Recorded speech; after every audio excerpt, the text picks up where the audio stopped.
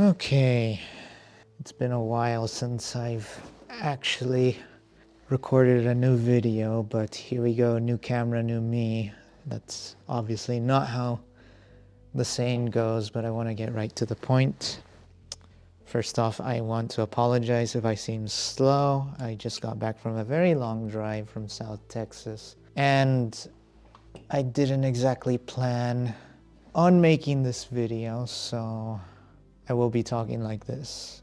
As I already stated, I don't really have a plan for this video. I kind of just want to talk about the importance of archaeology from my personal learning experience and also the experiences that I had in Carlsbad, while not exactly going into detail on everything that happened every single day. I do want to explain a couple of things and also show my gratitude. So let's get to it, shall we?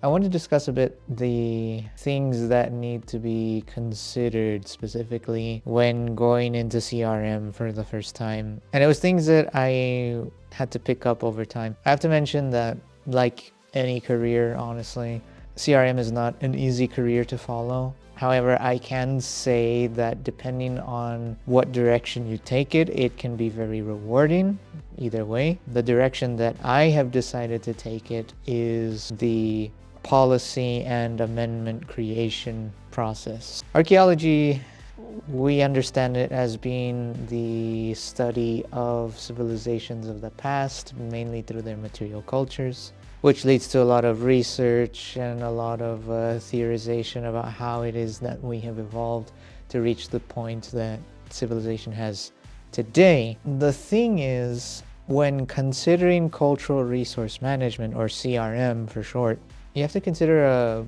many more things rather than just how did people live in the past. This has been something that I have had to really take a deep dive into. I do admit that it is tedious, it is time consuming, but thankfully, because I do have that drive to learn more and stick to my guns when it comes to this, I've been able to really find enjoyment in that. So I want to discuss that a little bit, especially my time in Carlsbad.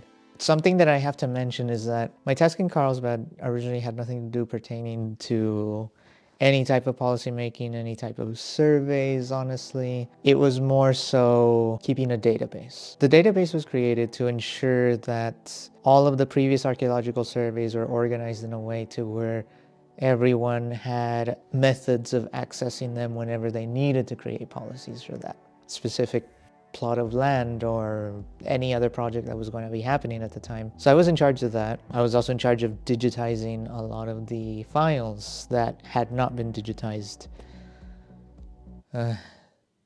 Almost 2,000 of them. But again, going over what I said previously, it is tedious, it is time consuming, but I had the drive and I stuck to my guns and I found enjoyment through it. So it all worked out in the end, I would say. Eventually, the database was being filled. I digitized as much as I could, but then there reached a point where I felt like I wasn't getting the most of my time in the field office. So my supervisor thankfully noticed this, talked to all the other supervisors, and it was decided that all of us within the program were going to be able to undertake surveys and help with report creation that involved applications of policy to archaeological surveys and plots of land and different things. Thankfully, that worked out in our favor, and we managed to get a lot of work done. So it took a while, but then we ended up going into the meat and potatoes, as they call it. This is where it gets really fun, really interesting. And like I said, I had to pick this up along the way, so it wasn't until this point that I realized the importance of archaeology in today's society. Archaeology back in the day was more so you can get prestige, so you can get an understanding of the past. I mean, we still have that nowadays, and unfortunately, I've seen it misused quite a bit, but I've also seen really good scholars approaching archaeological questions with sound research, thankfully. But there's also the cultural implications that archaeology has. Now, what I mean by that is there are many cultures that aspire to different narratives, so to speak. In order to understand the narratives, you have to understand the culture, you have to speak to people, you have to learn from them. And a good way of doing that is through archaeology. Of course, it's not the only way. You can always speak to people about their different cultures, their backgrounds, their personal history. That always works as well. But the archaeology helps with an understanding of culture at a macro level. Governments need to understand different cultures in order to create proper policies for them and to ensure that needs are being met, projects are being completed for the betterment of their society.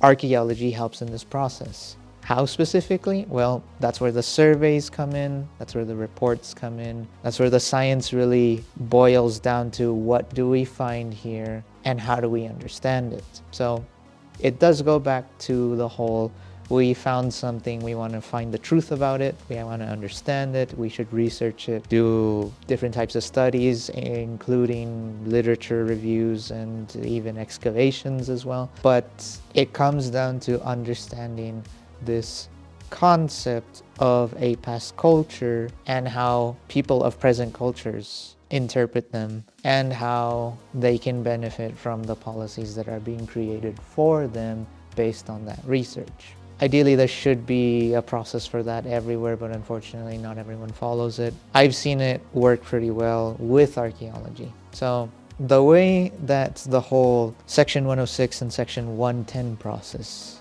that I've seen, the way it works is whenever there's a project, they have to come through the cultural resource management section. That would be archaeologists. There are others that specifically deal with cultural resource management and a couple other things, but archaeologists have a lot to do with it. To give an example from what I've seen, say they want to build a road to reach an oil rig, and they decide, hey, we want to build this road through this plot of land. So the company goes through the Bureau of Land Management. They contact all of the departments, it's not just one, and they all have a say in whether or not the project has to go through, whether the permitting process can begin. When it reaches the archaeology department, the archaeologists receive what the engineers have plotted out in their surveys, them saying this is where the road is going to go through. And then they look at the measurements, they check, hey, is there an archaeological site here? Is this a space where an archaeological site could be? If they determine that yes, which most of the times, yeah, we don't know if anything is going to be there, but yeah, it's best to always check and double check and triple check even. So they decide, hey, we're going to go out there and take a walk. So the archaeologists go out there and perform a class 3 pedestrian survey. The pedestrian survey is what determines if the project should go ahead. In this case, the road building. They check the area that has been plotted out and measured where the road is going to go through. And with that, they walk it, quite literally. They follow transects, measuring units, that they have plotted out in those measurements in the engineering survey. They check those polygons in a program like ArcGIS, which is the more common one. They walk them using the transect measuring units or the linear measuring units for the pedestrian surveys. Walk them and they check as much as they can and see if there are any archaeological remains. If there are none, then the area gets approval for clearance, and then it goes on to the review process when they decide on the permits and all that. So once it goes past that, the archaeologists are done with it. However, if archaeological remains are found, then it comes down to the criteria for the National Historic Preservation Act, in which the archaeologists decide, hey, this is eligible to become an archaeological site, we should probably protect it, or hey, there's not enough evidence or information to suggest that this is a complete archaeological site. There are categories for that, so don't worry. There's a meticulous process for it. But they're to decide yes or no. If no, it gets clearance. If yes, then recalculations and a reroute must be done, or even the complete abandonment of the project as well. Overall, though, that's the process, and that's what I participated in, and it was a lot of fun. Now, when it comes down to Carlsbad, I did my best to adapt to the area that was given to me. I adapted in Ireland, I adapted in New Zealand, I adapted in Mexico. Adaptation is not something that is difficult for me, but in this particular case it was. For those that know that I have my medical condition, it was not easy. Specifically living in Carlsbad. To be able to perform my duties, I need to have a very strict dietary regimen, and I need to make sure that I have all of my medications on hand, which unfortunately wasn't always the case, and I struggled a lot with that. The living conditions weren't terrible, so I had 4 walls and a roof over my head, I had food, things were great in that regard. But I can see why people who come from like big cities and stuff would struggle to live there. There weren't many facilities. It was kind of difficult to find entertainment to do there. It was kind of difficult to find places to enjoy yourself for nightlife or hanging out with friends and family and stuff. I always tell people when they ask me about Carlsbad that I enjoyed the work, and that's not a lie. I didn't enjoy living there for an extended period of time, but I enjoyed the work. And the work was always something that kept me out of trouble. It kept me busy. It kept me doing things that I really enjoyed. It kept me following my career that I've wanted to follow. Honestly, I probably wouldn't have been able to do it without the support of the BLM staff and my colleagues as well. I do want to extend thanks to the Ancestral Lands Conservation Corps, but I do hope they fix their logistics issues because they gave us a lot of problems, specifically coming down to the projects that we needed to do for the Bureau of Land Management. So I hope they fix that, and maybe if they do, then I will consider working with them again. For now though, I'm just happy that I did my part. I did everything that I needed to do, and I'm happy that I completed all the work that I needed to do. That was the big thing that I was honestly worried about. I wanted to complete the work. I wanted to do things that were fulfilling, and thankfully I can say that it was fulfilling. I would say my biggest accomplishment, and quite literally the biggest because it was a huge report to write, was the report pertaining to the reconstruction of the Carlsbad Canyons trail, the one that was damaged by the flooding. That was an interesting report to write. That was also a very interesting survey to perform, and I'm glad that, one, that my name is on the paper, so now I have that prestige, but two, I'm glad that something's being done about it now.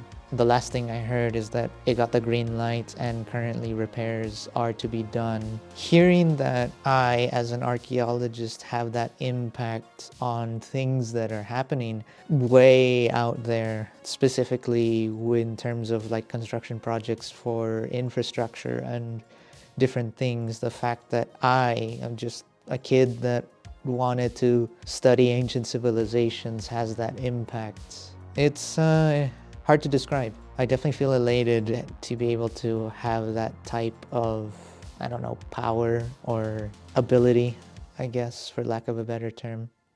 I genuinely feel like archaeology has given me far more than what I originally asked for. I feel like it's given me a purpose. I feel like it's given me something to look forward to. I feel great, honestly, but I know I still have a long way to go. If we're talking in years of experience regarding archaeology, I'm just in my 3rd year of anything regarding archaeology professionally, my 2 years in Ireland and my year here.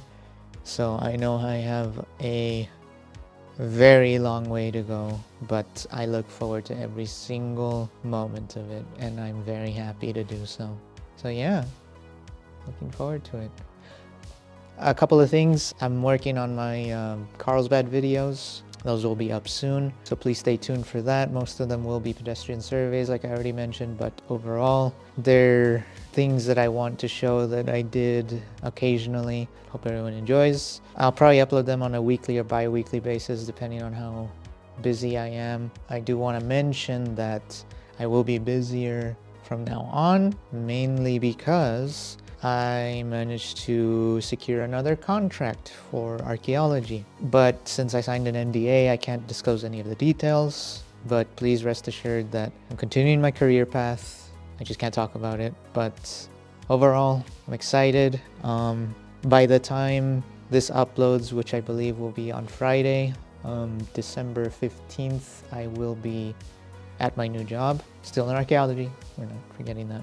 I hope to also make a couple of discussion videos for archaeological topics. I feel like that would be something interesting to cover for a couple of people regarding different topics, different things. Instrument covers, we still need to work on that. I need to practice more with my musical instruments. I don't really do gaming that much, but I mean, I could probably upload a couple of those as well. But still, looking forward to more archaeology stuff in the future. Hope everyone is as well. So I'm happy to present it. I'm excited. Hope it all goes well. I really do hope for the best, and yeah, I'm excited.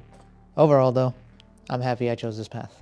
So I hope everyone else does as well, whatever path you choose. And yeah, I think I'm done talking here because I'm hungry and I probably need to cook some food.